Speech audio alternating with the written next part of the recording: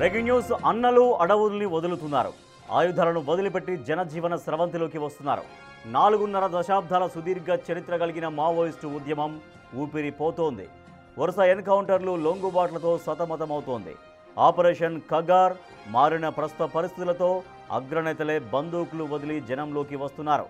మావోయిస్టులకు అమ్మగా మారి అన్నీ తానై అక్కున చేర్చుకున్న దండకారణ్యంలో మనలేని పరిస్థితులు నెలకొనడంతో అగ్రనేతలంతా ఆయుధాలను వీడుతున్నారు. ఇప్పటికే పార్టీలో కీలకంగా ఉన్న నేతలు లొంగిపోయారు. మరికొందరు సైతం ఉద్యమాన్ని వీడి జనజీవన స్రవంతిలో కలిసేందుకు ప్రణాళికలు రూపొందించుకున్నట్లు తెలుస్తోంది.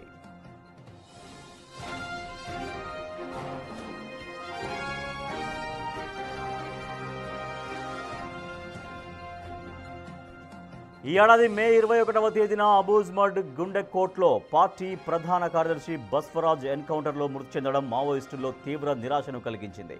అగ్రనేతే ఎన్కౌంటర్ కావడంతో మావోయిస్టులంతా తీవ్ర ఆందోళనకు గురైనట్లు సమాచారం. ఈ ఏడాదిలోనే కేంద్ర కమిటీ సభ్యులు చలపతి, బాలకృష్ణ, గణేష్, కట్టా రామచంద్రారెడ్డి, కడారి సత్యనారాయణ రెడ్డి, హిడ్మా మృతి చెందడంతో మావోయిస్టులు తీవ్ర నైరాశ్యంలో మునిగిపోయారు. అగ్రనేతలు మల్లోజుల వేణుగోపాల్, ఆషన్న లొంగిపోవడం కూడా ఉద్యమం బలహీనం కావడానికి ఒక కారణం. చంద్రన్న, బండి ప్రకాష్ అనారోగ్య కారణాలతో సాయుధ మార్గం వీడి జనజీవన స్రవంతిలో కలవడం పార్టీకి కోలుకోలేని దెబ్బగా మారింది. ఈ నేపథ్యంలోనే 2 ముఖ్య నేతలు, 4 తెలంగాణ రాష్ట్ర కమిటీ సభ్యులు, 10ల సంఖ్యలో పార్టీ క్యాడర్ తెలంగాణ పోలీసుల సమక్షంలో జనజీవన స్రవంతిలో కలిసేందుకు కార్యాచరణ రూపొందించుకున్నట్లు తెలుస్తోంది. రాష్ట్ర కమిటీ సభ్యులు ఇప్పటికే పోలీసుల పర్యవేక్షణలో ఉన్నట్లు సమాచారం. త్వరలోనే వీరందరినీ మీడియా ఎదుట ప్రవేశపెట్టే అవకాశం కనిపిస్తోంది. ఇందుకోసం తెలంగాణ స్పెషల్ ఇంటెలిజెన్స్ బ్రాంచ్ ఇప్పటికే వ్యూహ రచనలో నిమగ్నమైనట్లు తెలుస్తోంది.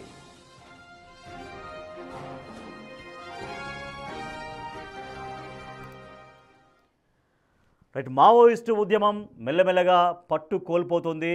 చాలా ముఖ్య నాయకులుగా ఉన్నటువంటి వాళ్ళు చాలామంది ఎన్కౌంటర్లో హతం కావడం, అంతే స్థాయిలో ఉన్న కొంతమంది జనజీవన స్రవంతిలో కలవడంతో ఇక మావోయిస్టు ఉద్యమం మెల్లగా సడలిపోతున్నట్టుగా కనిపిస్తోంది. అడవుల బాట వదిలి జనజీవన స్రవంతిలోకి కలిసేందుకు చాలామంది మావోయిస్టులు, ఇంకా మావోయిస్టులో ప్రస్తుతం ఉన్నటువంటి కొంతమంది అగ్రనాయకులు కూడా ఆలోచిస్తున్నట్టుగా, వాళ్ళ దానికోసం ఒక మార్గం కూడా ఎంచుకుంటున్నట్టుగా సమాచారం తెలుస్తోంది. మా ఇన్పుట్ ఎడిటర్ పవన్ మరింత సమాచారం ఇస్తారు. పవన్, ఇక మావోయిస్టు ఉద్యమం మెల్లమెల్లగా నీరుగాడుతున్నట్టుగానే కనిపిస్తోందా? ఎందుకంటే అగ్రనాయకులు కొంతమంది ఎన్కౌంటర్లలో హతం కావడం, కొంతమంది ముఖ్య నాయకులు వచ్చి లొంగిపోవడం, ఇవన్నీ చూస్తుంటే ఈ ప్రస్తుతం అందులో మావోయిస్టులోగా కొనసాగుతున్నటువంటి వాళ్ళలో ఒక రకమైన అభద్రతాభావం కనిపిస్తున్నట్టుగా తెలుస్తోందా?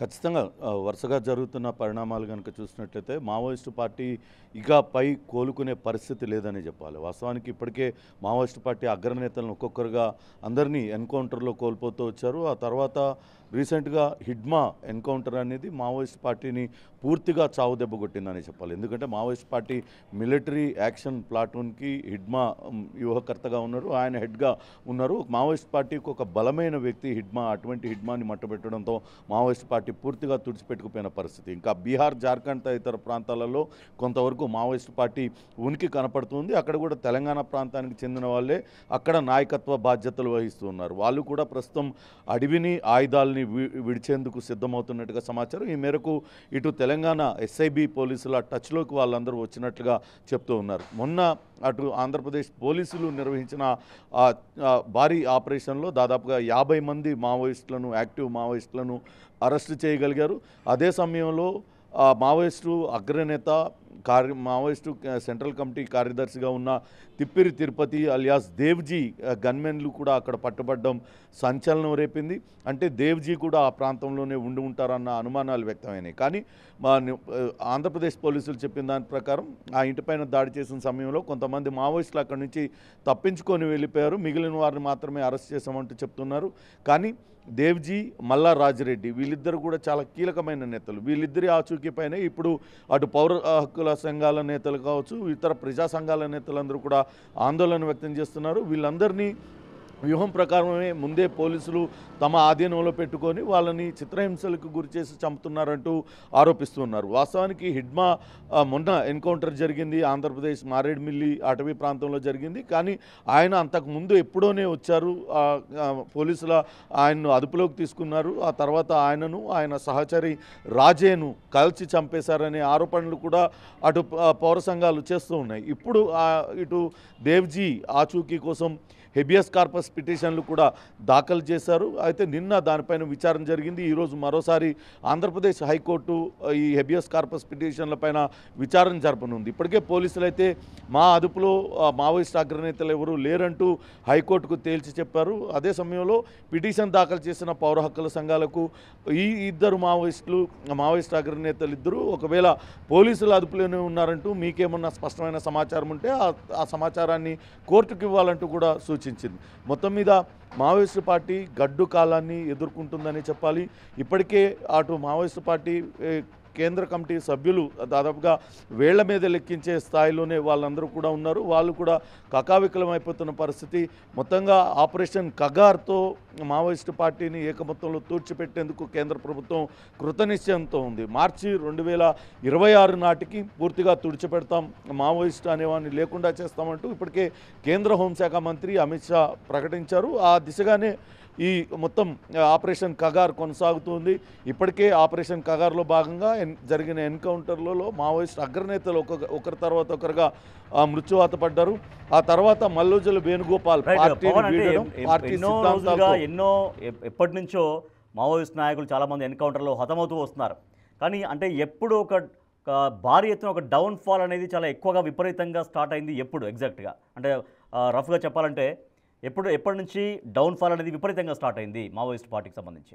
అంటే ఆపరేషన్ కగార్ని ఉధృతం చేయడం అటు కేంద్ర హోంశాఖ మంత్రి అమిత్ షా మార్చి 2026 డేట్ లైన్ పెట్టిన తర్వాత మావోయిస్టు అగ్రనేతలు టార్గెట్గా ఎట్లయితే కూంబింగ్ స్టార్ట్ చేశారో అప్పటి నుంచి కూడా వాళ్ళందరూ కూడా డిఫెన్స్ మోడ్లోకి వెళ్ళిపోయారు.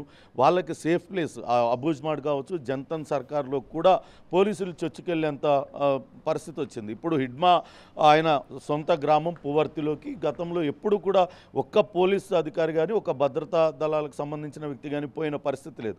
కానీ ఇప్పుడు ఏకంగా హిడ్మా స్వగ్రామంలోనే ఒక బేస్ క్యాంప్ని ఏర్పాటు చేసుకోగలిగారు. ఇక్కడ మన సైడ్ చూసుకున్నట్లయితే చెర్ల ఇటు ఏటూరు నాగరం సైడ్ కూడా కర్రెగుట్టల్లో విపరీతంగా కూంబింగ్ చేశారు. ఆ మావోయిస్టుల్లో ఎవరు కూడా ఛత్తీస్గఢ్ నుంచి ఆంధ్రప్రదేశ్లోకి తెలంగాణలోకి చొరబడకుండా తగిన ఏర్పాట్లు చేస్తూ వాళ్ళని ఎక్కడికక్కడ వాళ్ళని ఏరివేత కొనసాగించారు. అప్పటి నుంచే మావోయిస్టు పార్టీలో అగ్రనాయకులను కోల్పోయారు. ఎప్పుడైతే కోల్పోయారో అప్పుడే ఆయుధాన్ని వీడాలనే ఆలోచన మావోయిస్ట్ పార్టీ అగ్రనాయకులు కొంతమంది చేశారు. దానిలో భాగంగానే మల్లోజుల వేణుగోపాల్ పార్టీ నాయకత్వానికి ఒక లేఖ రాయడం, ప్రస్తుతం ఉన్న పరిస్థితుల్లో శత్రువు